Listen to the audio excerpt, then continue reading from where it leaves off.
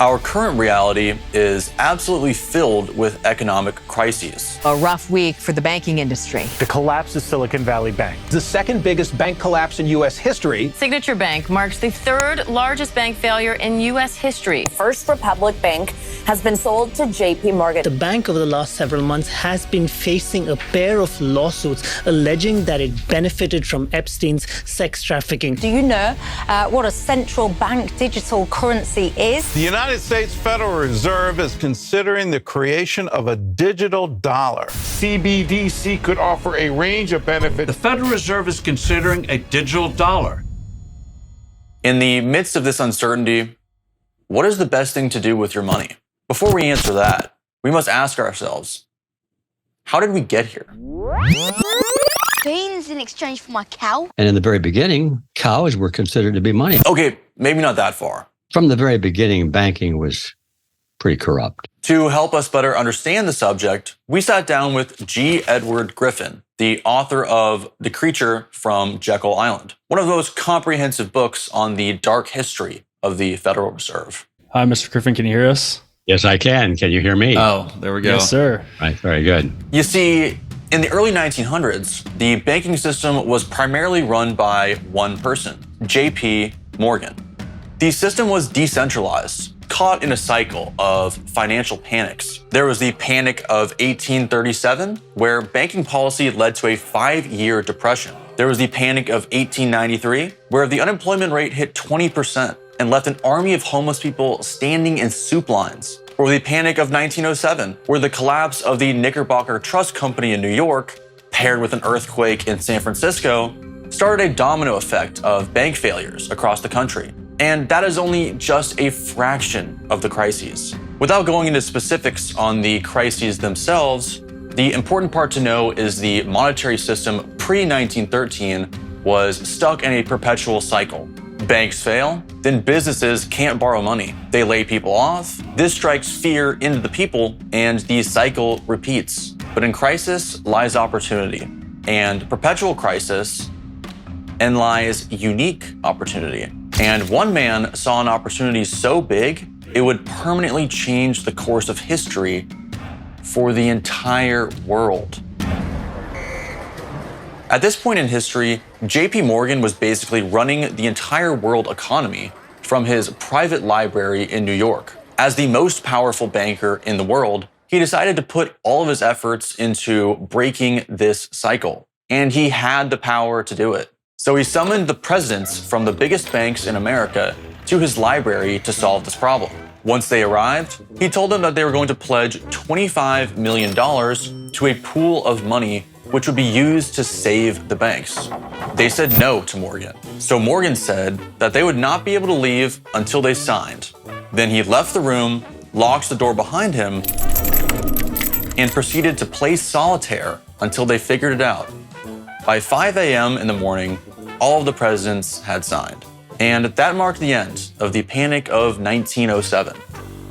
To best tell this story, we have to pivot to a man named Nelson Aldrich. With the litany of financial crises afoot, another very powerful man was devising a plan to break the cycle. Nelson Aldrich of Rhode Island, the head of the Senate's Finance Committee, concluded that the only way to stop these panics is to do one thing: to create an organization that can loan money to banks. That way, people will know that their banks will never run out of money. The idea would be called the National Reserve Association, a bank of banks, if you will. He went on to say this about his plan: it is not a bank, but a cooperative union of all banks of the country. Notice he didn't use the words central bank. The public was very opposed to the idea of a central bank being formed. Everything was set in place, and Aldrich's plan was widely supported by all the right people. All he needed was government approval. But one thing he didn't account for was a shift in power. In November 1910, Democrats had won the congressional election and took over the House. Democrats, in that day and age, were vehemently anti-banker, and Aldrich was, needless to say, a sneaky Republican banker. The Democrats saw the bill and quickly sniffed out the pro-banker power shift that was at play. Aldrich's plan was stalled. And now, The people knew his plan. Just look at this political cartoon drawn at the time. It shows Aldrich's National Reserve Association as an octopus, the commonly used trope of monopolies of power. Its tentacles are wrapped around the White House, the Treasury, the US Capitol, the bank, the factories, and the family home, all funneling money to the New York Stock Exchange. Who knew that this was less of a cartoon and more of a prophecy? Okay, now back to JP Morgan. In 1910, Morgan devised another secretive plot, one that would also involve the most powerful bankers at the time, but was even more consequential.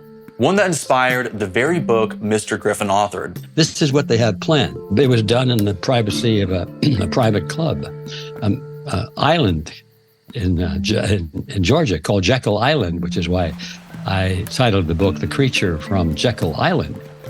Morgan invited them to a secret meeting on his private island, instructing them to disguise themselves as duck hunters and only use their first names.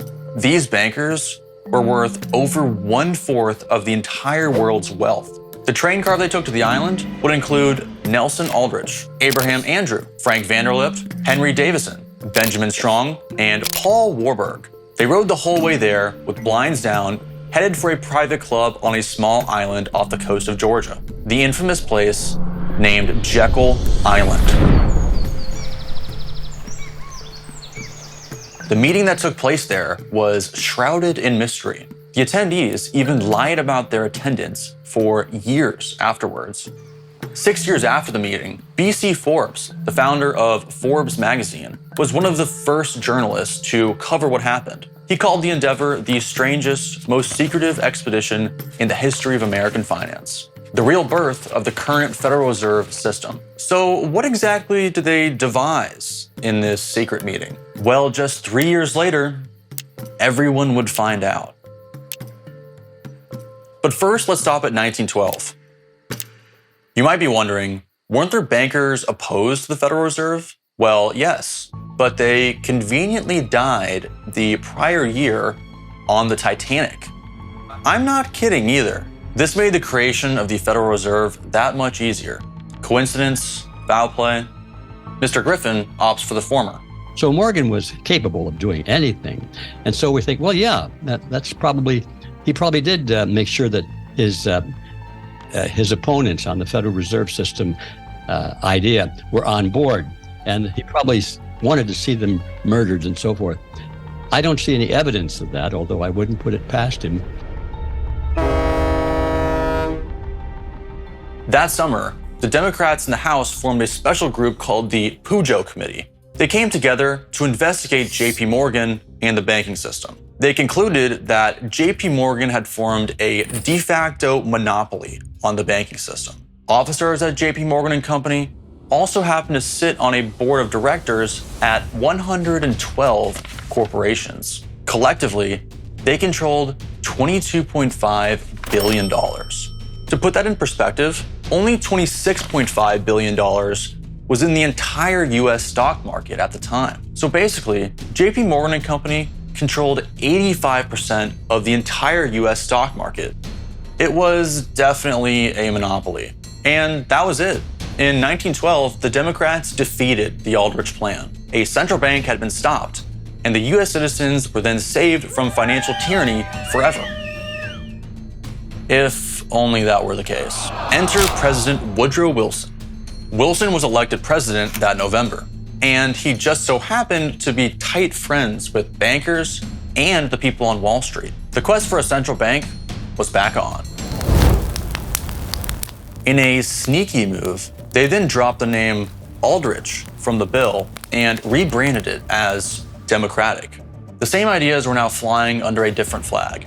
And on December 22nd, 1913, President Wilson enacted the Federal Reserve Act, financially enslaving the US for all the years to come.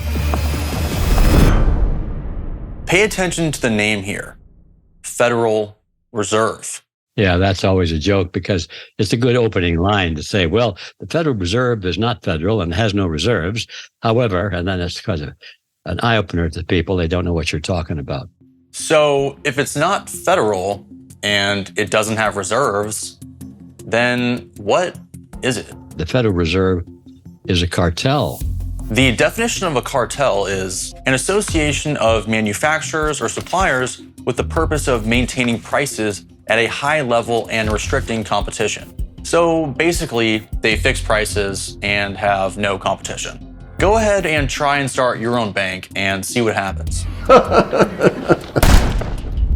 Yeah, cartels don't like it when you challenge them. When you read the Federal Reserve Act and understand how this cartel works, they not only created a cartel, but they went into partnership with the top politicians. The Fed's involvement in politics started from its inception. The government not only allowed it, they participated in it. So what exactly does this cartel that we call the Fed do? In short, the Federal Reserve Act mandated that all banks, by law, now had to be a member of the Federal Reserve System. This meant that any other local or national bank had to own stock and keep a percentage of their reserves at their regional Federal Reserve Bank. Imagine that you had a bank in Utah. You are now required to buy stock in this 12th district bank right here. The more capital your bank had, the more stock you would have to buy. In fact, you don't have anywhere near the same amount of rights that individual stockholders have. Your stock cannot be traded, sold, or shorted.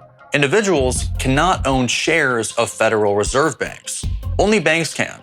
National banks were also now forbidden to issue their own currency. See, you used to have different currencies that looked like this or this. Now, there is one unified paper currency that we all know today as the US dollar. A dollar which has very interesting symbology. I think the answer to the question, did the Federal Reserve have any ties to the occult? Well, the symbolism is a dead giveaway. It is well documented that J.P. Morgan was deeply interested in astrology. He would often use it to make important business decisions, saying, millionaires don't use astrology, billionaires do. There's no doubt in my mind that many of these people, if not most of them for all we know, were definitely involved in the occult. The occult has been much more of a factor in the life of the world than I think that most people realize. But that is a story for another day. All of these forces were used to consolidate power. In other words, a tyranny was formed. The octopus now had its tentacles wrapped completely around the US economy and monetary system. What was once a place built on freedom became the very tyranny the founders warned of. In 1914, 1 year after the Federal Reserve Act was passed, Nelson Aldrich let his guard down about what exactly happened on that infamous day. Before the passing of this act, the New York bankers could only dominate the reserves of New York. Now, we are able to dominate the reserves of the entire country. President Wilson, however, had a different sentiment to express. He said he was unhappy about his decision and ruined his country. We no longer have a government by free opinion, no longer a government by conviction and the vote of the majority, but a government by the opinion and duress of a small group of dominant men. Wilson understood the dire gravity of the situation he haphazardly thrust the US into, a system which our founders fought so hard to prevent. He created a system in which governments don't regulate banks. He created a system in which banks regulate governments. I chose you because I own you. So who profits from this system? After the Fed pays all of its expenses, like its buildings, electricity, and the salaries of thousands of PhDs, they then send the rest of their profits over to the Treasury. Yes, that's right. They then pay the federal government. Up until the last couple of years, that amount was well into the billions. This begs the question, who has the power between the two? The government is no longer regulating the banks. The banks are regulating the government. And that's the reality of our day. But the Federal Reserve's balance sheet is full of low-yielding bonds, meaning that right now, in the midst of the current economic downturn, the Fed is not making any profits. Yes, they're still paying their dividends. Yes, they are still paying their expenses, but they have no excess money to pay the treasury. So what exactly are they doing to solve this problem? That's easy. Just print more money. Because it's not a loss if you can just print more money, right? No. They actually owe that money back. But to whom? Themselves. So once they're profitable again, they still won't pay the government until they pay themselves back for all the money they printed to pay for their own expenses. This may sound complicated and very convoluted, but here's the easiest way to synthesize everything. When you make money, they take your money. When they lose money, they take more of your money. The US government now owes trillions of dollars to the Fed. The bankers at the Fed know this debt can never be paid back. According to Griffin, this was their intention all along, to get the country so deeply indebted to them that at some point they would exchange all of their debt for totalitarian control. So, are the banks public or are they private? Well, there were actually court cases about this very question. In Lewis versus the United States, the courts ruled that the 12 Federal Reserve banks are independent, privately owned corporations. Nevertheless, properly been held to instrumentalities for some purposes. So basically both. They were federally created, their profits go to the US Treasury, but their stocks are privately owned and have no accountability to the government. And they are tax exempt. Private, public, call it what you want. This gray area of neither public nor private allows the Fed to operate in the shadows. You see, the Fed's open market operations are not subjected to any federal audit, meaning we have no idea what purchases are made at what price from which dealer. All of these details are undercover. You might be thinking, I thought we lived in a democratic republic. And yes, we do.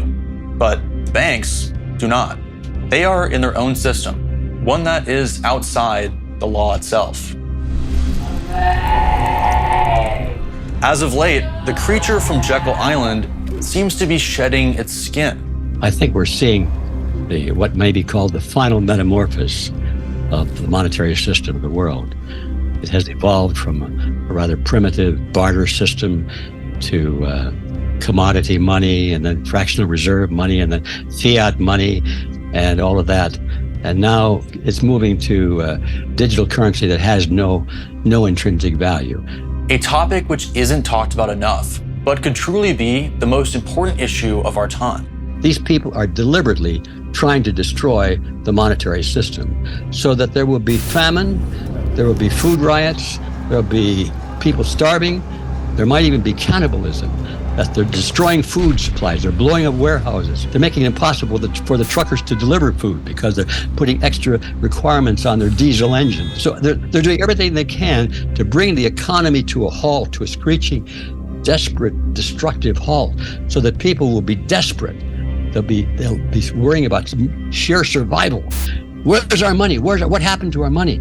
I can't afford $5,000 for a loaf of bread. This is absurd, you know?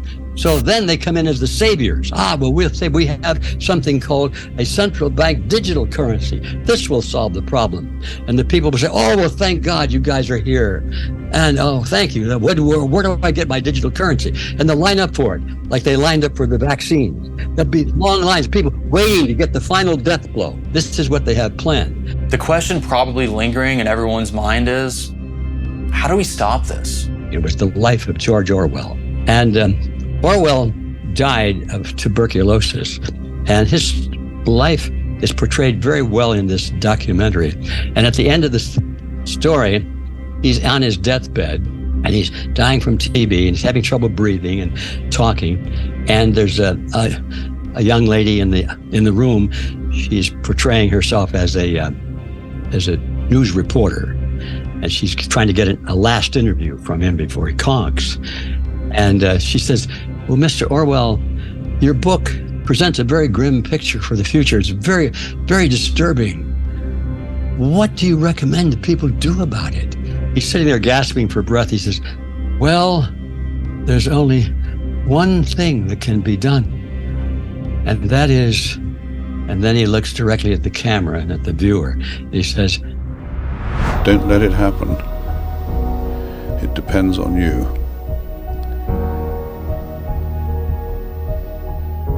The Federal Reserve is one of the most consequential creations in the history of the world, and its sheer influence cannot be understated. We currently have an entire economic and financial structure based around its creation. It is of the utmost importance to shed light on the subject and begin financial literacy towards a topic of such magnitude. For as you know, the hour is getting late. The Fed has stated that it is actively considering implementing central banking digital currencies going forward. A Rubicon, which, once crossed, would be just as revolutionary as the act in 1913. But there is still time to stop this tyranny. I'm just one person. What can the average person do against this megalithic oppression? They're everywhere. They're in the banking system, in the media, the schools, the churches. They're everywhere. They've got control over us. What can the average person do? I get that question a lot in different forms. And my answer is, stop being average.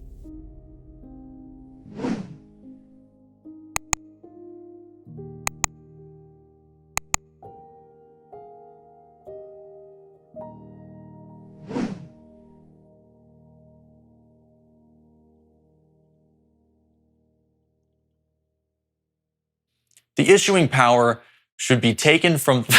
I can't do this. You could probably start this. No, I got this. I can do this. I can do this. Let me cook. Let me cook. Wait, did it end?